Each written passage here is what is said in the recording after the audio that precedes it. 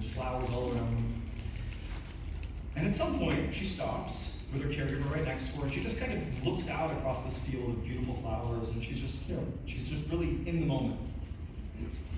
And as she's having this first happy moment she's had in a very long time, she hears a buzzing sound above her head.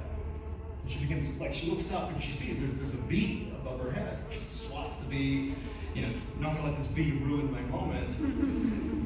But after swatting the bee, when she looked back up again, she realized the bee didn't leave. The bee did not get shooed away. The bee brought its friends. And suddenly there was a swarm of not just bees, but African killer bees. And they're hovering over her head. And the caregiver said, nope. And Ellie is left with a swarm of African killer bees. She's so big she can't go anywhere. And they began stinging her only on her face. Literally, they just stung her face hundreds and hundreds and hundreds of times. She can't go anywhere. She is completely stuck. The caregiver who ditched her, he eventually came running back and scooped her up after the swarm of bees was done. And as he's running with Ellie, all she's saying to him, barely able to speak, is, "Still, don't let anybody save me."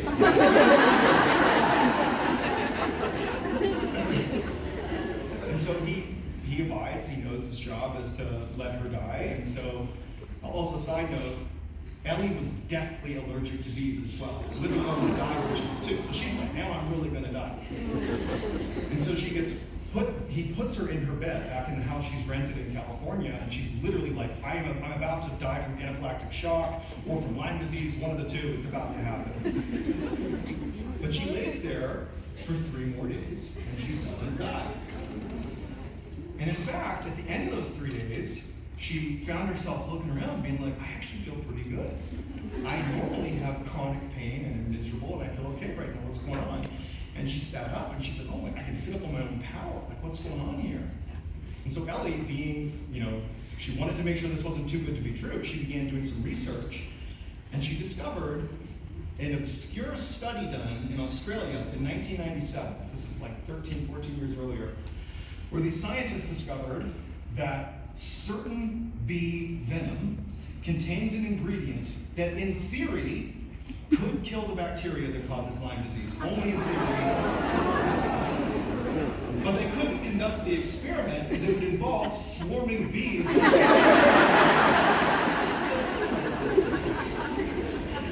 But Ellie unintentionally conducted this experiment and it cured her Lyme disease completely.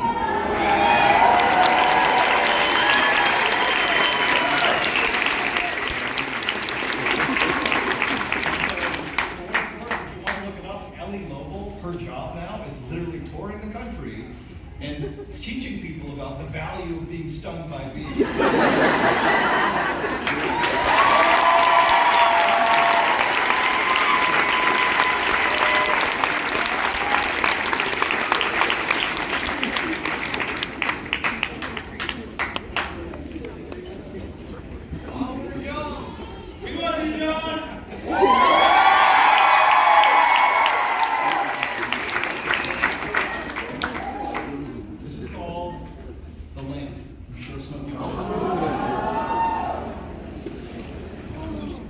In 2004, there was a college student named Mitch who was going to a school at a university in Louisiana, and he met another senior at the University of Louisiana, as a university in Louisiana.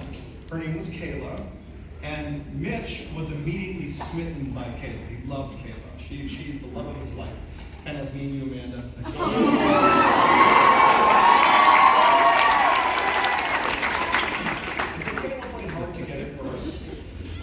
But they eventually became a couple, and they hit it off right away, great couple.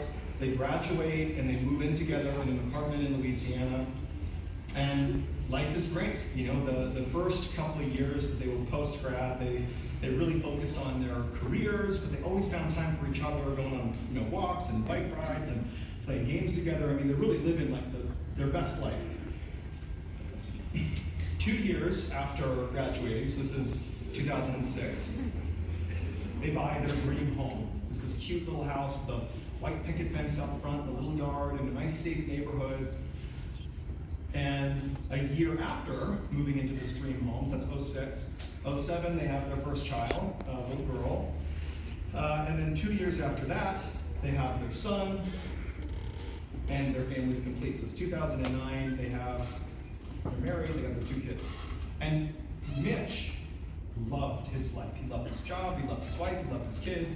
And every morning before he would go off to work, he would make a point of going in his kids' bedrooms and just looking at his kids, the beautiful little kids. And then at night, they'd play games together as a family, and they always went on field trips on the weekend. I mean, life was really, really good.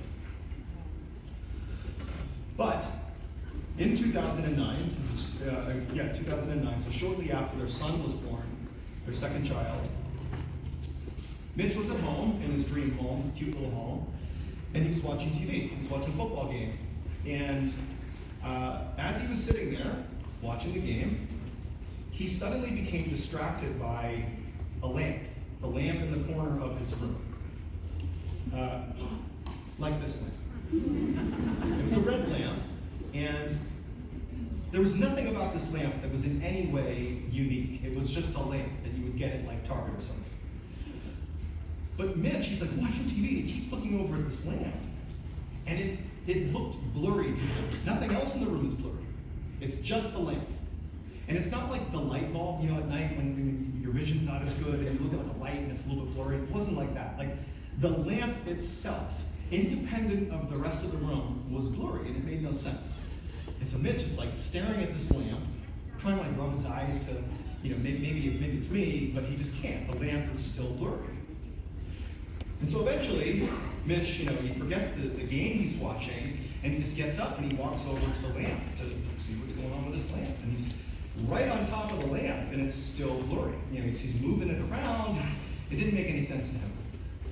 But eventually, kind of going back to the first story where he'll do all these things to make it feel okay, he's like, this is okay. And he sat back down and continued watching this game.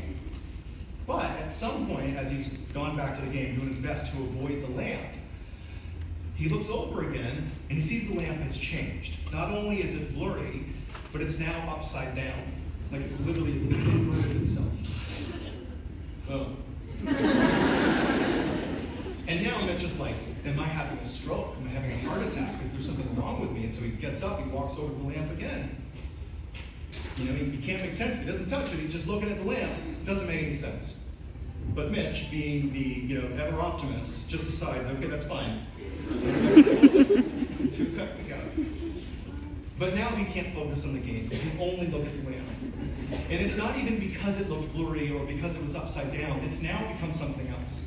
Now, for some reason he can't even articulate. He's just drawn to this lamp. And he can't look at anything else. He can't think about anything else. It's just the lamp. And at this time, his wife and his kids come home. So he's very fixated on the lamp. Wife and kids come in. And Mitch thought about telling his wife that something weird's happening here, but he didn't. And he ended up kind of breaking his gaze to the lamp, and he went and saw his wife, and his kids didn't bring up the lamp at all. And they went about their night that night. All normal, nighttime routine, putting the kids to bed, whatever. But then after he went to bed that night, Mitch got up after everyone had fallen asleep, and just for reasons unknown, he snuck back downstairs and sat on the couch and stared at this lamp, which was still upside down and blurry. All night, Mitch stayed on the couch staring at this lamp. The next morning, Kayla, Mitch's wife, she wakes up and she notices Mitch is in bed with her, and so she goes downstairs and she finds Mitch on the couch. He's not asleep, he's wide awake staring at this lamp, and she's looking at him, she's looking at what he's looking at, she doesn't understand what's happening. And for what it's worth, Mitch was a guy who was like clockwork. He had his routines, he went to work, he did this, he did that. He wasn't a guy who deviated. And so this whole thing seems weird, and she's like, Mitch, what's going on? What are you doing down here? And Mitch, again, he thought about maybe I should tell her what's going on, but he didn't. And he said, oh, just feeling sick. I'm gonna stay home from work today. Kayla, in her head, she's like, well, you never stay home from work, even when you're really sick. What's going on? And he was like, I'm just gonna stay home today. She's like, okay. But she's very concerned about him at this point. Something's going on. but she lets it be. And so eventually, Kayla and the kids, they leave the house, and that leaves Mitch at home. When Kayla came back to the house that evening, Mitch was, as you might have guessed, still sitting on the couch, still staring at the lamp, but now the only light on in the house is the lamp. And so it's a very eerie thing. She's walked into her house and her husband is still locked in on this weird lamp. And at this point, she walks over to it and she's like, what's going on with this lamp? Look normal to her.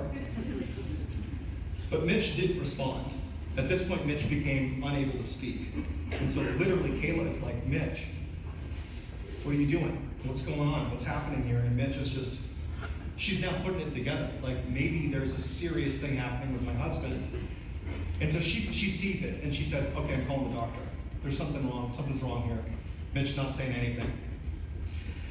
As Kayla called the doctor, she's on the phone, kind of hysterical, panicking about what's going on with her husband. She's realizing it's been like 2 days of this. Mitch he can't even hear her. He's just staring at the lamp. And the lamp, which is upside down and blurry, it begins to grow. It begins to grow so big, so quickly that Mitch realizes that at any moment here, it's going to consume the whole room. Like, it's impossible what's happening to this lamp. And then right as this lamp has grown so big, it's literally about to take him over, everything goes black. Everything is black for Mitch. And he hears the sound of people screaming all around him. And he opens his eyes, and he's not in his house anymore. He's on what looks like a college campus, surrounded by this ring of very concerned people who are just looking at him. He's on the ground, he's on the cement. He's on the ground kind of putting together what's going on, and everybody's looking at him very concerned. And all Mitch is doing is scanning the crowd for his wife and kids. He can't see them.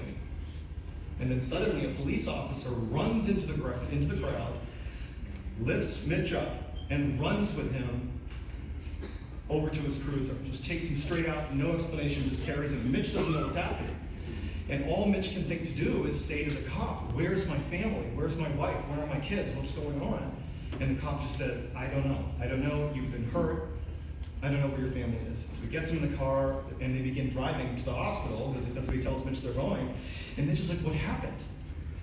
And he said, well, you got attacked by a football player at this university. I don't know why, but you got attacked, and you fell down and you hit your head. You were knocked unconscious.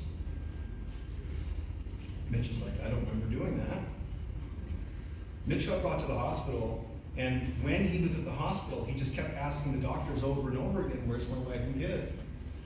And they would make the devastating discovery that Mitch never had a family. He never had a wife, he never had kids.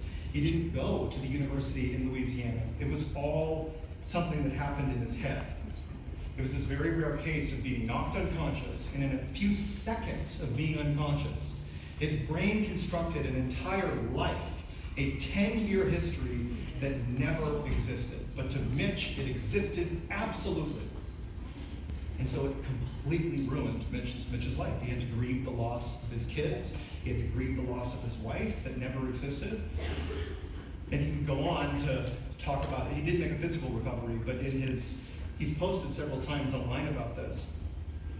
He says that even now, periodically, he will have these dreams where he'll see his son, who's perpetually 2 years old, running around this house that he shared. But he can never quite see his son's face. And when his son speaks, he can't hear his voice. And if that's not the most depressing thing to think about, I don't know what is. And so on that note, that is the end of the show.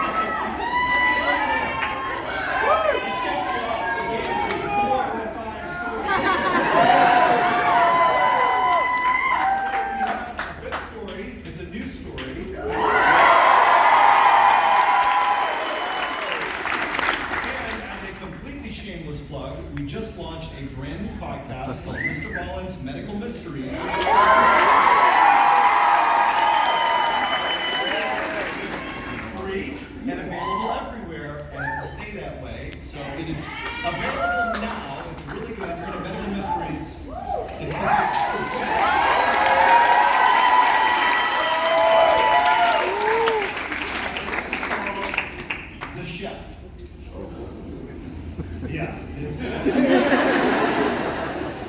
so on Video July on the 3rd, video. 1992,